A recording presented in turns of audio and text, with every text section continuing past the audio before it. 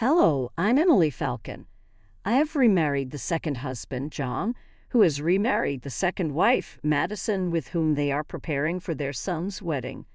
Unlike John, I don't have kids, but let's say his do not relate to me biologically, but they are dear to me. My son Kyle is already 30 years old, and at that age he can bring the bride to the house. When 26-year-old Madison came to introduce herself, I thought we would be friends, but my son interrupted me and said that it was not worth it. I was surprised. What do you mean? This is your stepmother, but Kyle told me. She's just my dad's second wife. They got married when I was little, but I've never thought of her as my mom. It was painful for me because I have been there from Kyle's childhood until now. I survived him as an idiotic teenager, and he sees me as an opportunity to have a clean house. And John added, Madison is here. There is no need to nod at her. You were a free clown in the house as long as I kept you in a good mood. It became clear to me that I was considered a worker as the wedding rhythm began. You are part-time and opportunistic, Madison noticed. Feeling hurt, denied, and deceived, I took a drive over the course of that day. I wasn't going to the wedding, and as I was parked at home, my phone recorded what was happening. Even as they were coming into a room together, ready for what they anticipated would be quite a few guests, given what J. John had been telling me, were met with a barren venue. Not a single person showed up. Every person he had been saying about, particularly those politicians, didn't show up. It flawed their day and place in mine. I sat watching them when I opened a cup of coffee and the news, feeling inexplainably untroubled. It was my right to feel this way after they treated me the way they did. Just as they realized what had happened from their experience, I could just smile. I have been treated, and now everyone was going to learn that. Hey, Kyle, what are you doing? This event seems to have far fewer people than what we saw round 5 years ago. Weren't we going to have a celebration with 12 guest roles, remember? I don't know. My dad is furious right now. He expected a bus full of people at the door. He has been preparing, even buying business spinners for the politicians and their campaigns. Politicians? Why would politicians be at this gather? We have no family members who are politicians. Are you joking? Emily said she could get a hold of the simple elections. You know, CEOs from various businesses. I even told Madison's father, Emily. She said she could check the politicians' simple buttons and those other people. That is what my father said. I haven't seen a photograph of a CEO, and not even one person my parents might have played prophecy with is here. How does that also work? This day is completely collapsing for me. All right, let's call Emily. She may not be our parent, but maybe even a plant gives an equal touch to the new pillow. True, but it is still not enough. I have invested heavily in the food expecting the big shots to appear. Just one extra person will not be of significance. It is still an awful picture in this spacious venue. Maybe there is an error committed. Is there a possibility that I had the wrong invitation day? Nope, I have my cousins and an aunt. We can at least have one person. I will call Emily. So he called me and asked to come here ASAP. I didn't have time to ask why he did it. Anyway, I thought, let's go. Congratulations for wedding, I said to Madison, in a wedding dress, but not much feeling of sincerity. Hey, why you're dressed like this? Madison pushed of the air. Well, you said no strangers will come, so I came dressed like that. What's the matter? You know we had to call you because no one came, so we came dressed like that order girl. Thing that a dead tree will mend in place. A useless maid. You just hang up the phone without saying anything. What can I do? Come grab a dress and go. I will never. Say the best word not to have strangers. And you? I say it when we need to scupper. What do you want me to do? I smiled. You know what? Let me tell you. As I signaled them on start to panic. Now it is time to tell the tithe. Most of 100 people that came are my pedestrians. I told my relatives not to come because they were like strangers and there were 100 people lying relatives. Makes sense, right? Then it is strange that your sister and brother came. Isn't this strange? Even though it is not welcome to invite strangers, would you consider your sister and brother strangers since their spouses are, and so you asked them not to attend? Then either your sister or brother agreed not to come. I have not heard about this one. Obviously, both your sister and brother were on my side. Well, doubtless. Why not? They are my siblings, but do you even care?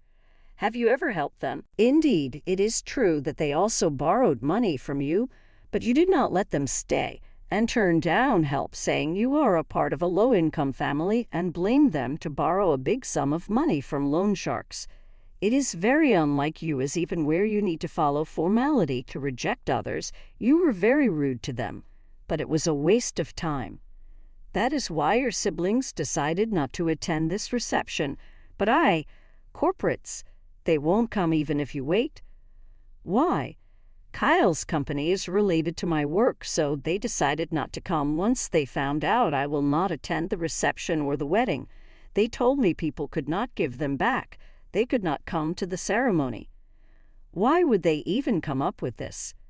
People are talking, well, and it's not a secret. It's starting conversation to just say, Kyle is getting married. Did you know that? And quickly followed by, actually. Why would everyone cancel the day before? This has never happened to me before. Did you do this on purpose? Of course not. I didn't have the need to tell them. They think of me on their own. However, why is everyone not coming now? It is strange that even my uncles and aunts have not come. They all owe me a favor, so it can't be helped. Why do they owe you? If what you say is true, you should have gotten some considerable wealth, right? You are just a part-timer, right? Somebody like you who is a part-timer cannot do anything for somebody. Why do you think somebody would work so late or also have such early meetings? That is only what you thought. But it has always been part-timer for me. If I was so part-timer, where else would I go? Who would work every early morning or prepare meals for you at night? I thought I was just a maid for you, but I have constantly done all the work to work under you from my home. Then, are you not just a part-timer?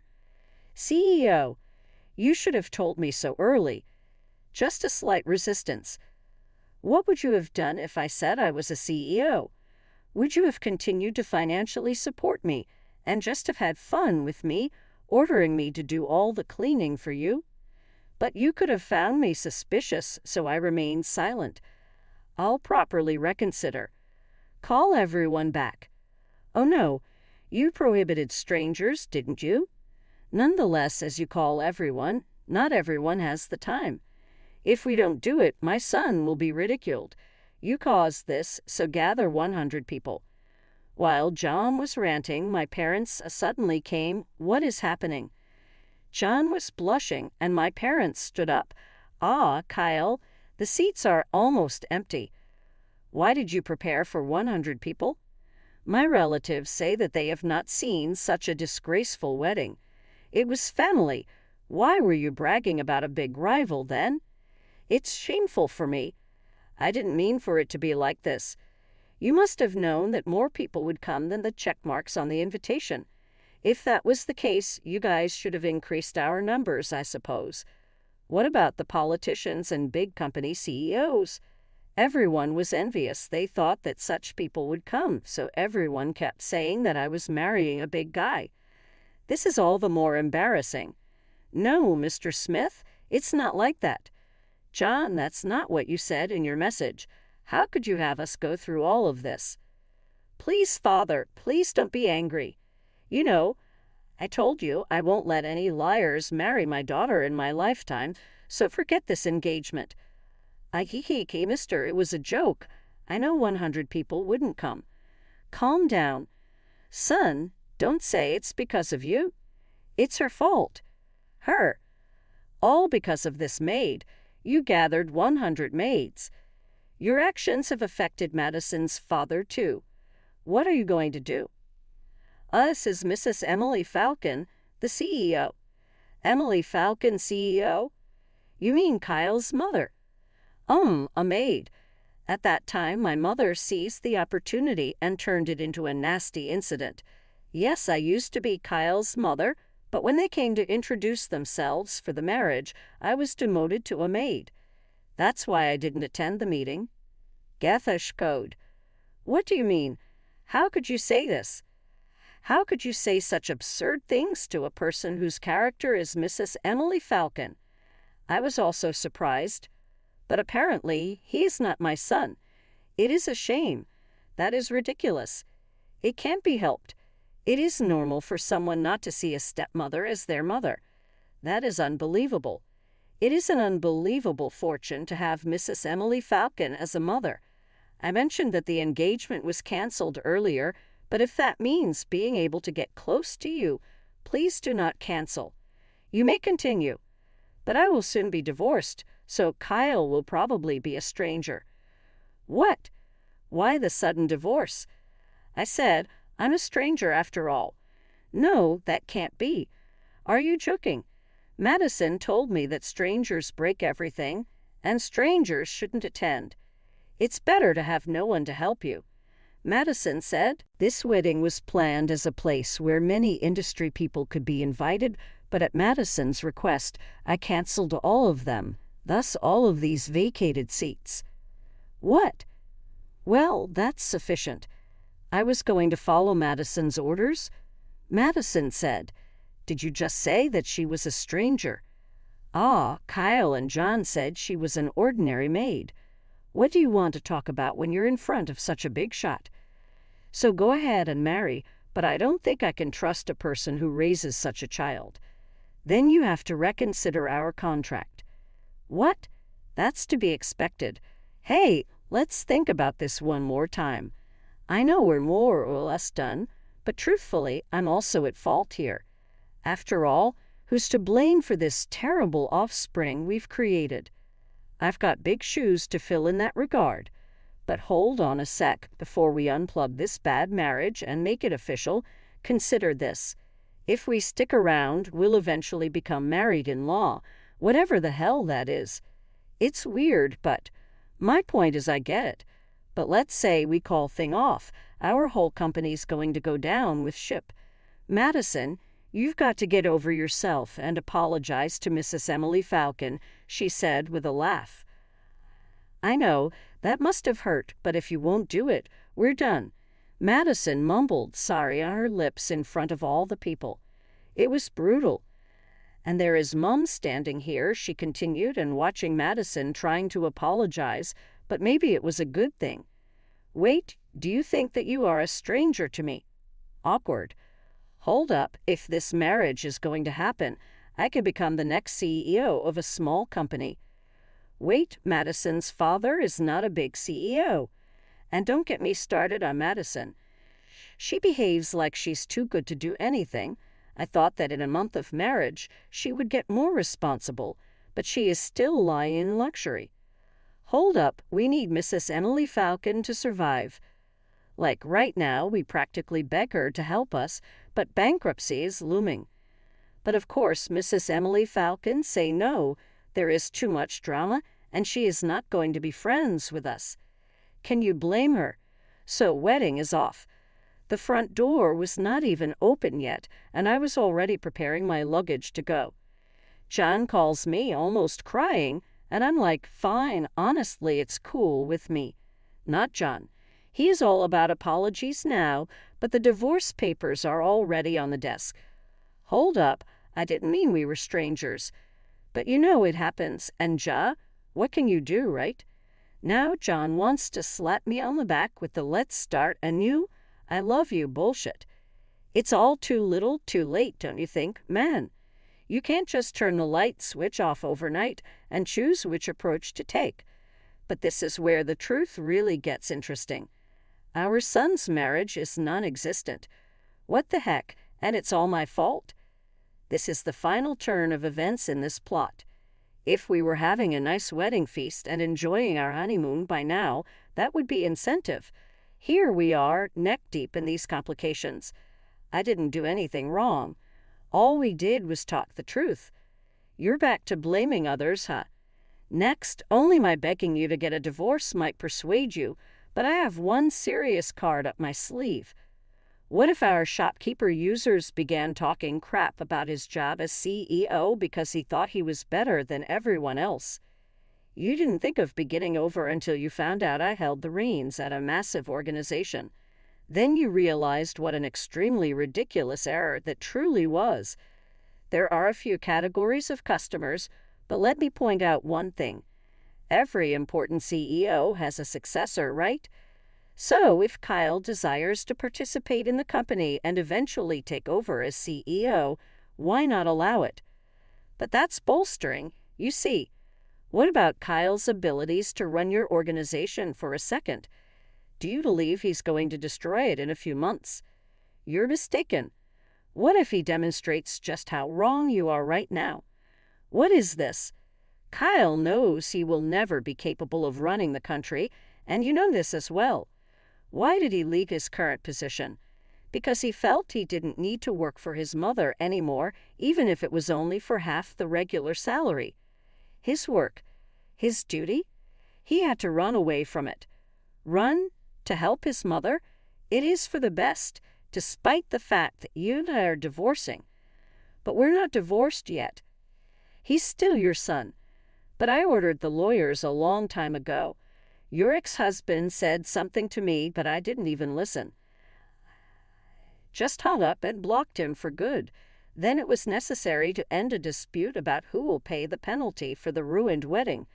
But of course, the cutest guys, John and Kyle, did, because Doyle was better at counting money. The guys did not have money for a lawyer, so they reluctantly signed. Enlarged cancellation bill for ruined marriage. Stupid, right? Therefore, Kyle, who became unemployed and, as it were, decided to throw all the responsibility on me and make sure that I am the curse before your ex-husband. He rattled them. Yes, if I had married her, settled with a small private matter, I could have been the boss. Well, I quit because it was hard. If you hadn't left my family, well, in the end, it's your fault, Dad. Now, Kyle became a burden. As he alleges, my ex-husband is helping him, but their life leaves much to be desired. Being over 50, with his low salary further decreased, Cly realized it only after all this episode. Kyle wrote me and asked how he made it without my assistance. He explained that it is with my paycheck that he survived. Anyway, I blocked his number and we lost contact. Trying to apply to welfare but failing, Kyle sold his home to make ends meet. Now he has nowhere to live and situated in a dilapidated apartment with drafts. Meanwhile, my ex constantly interrupts between the daily job and the night shift, trying to survive. Whereas I was able to rent a deluxe apartment located near my office, far from the hustle and bustle of troublesome life and one unstable business. My husband even does not know that $6,600 comes as a monthly expense from my side. I was even happy to inform him. I'll dwell with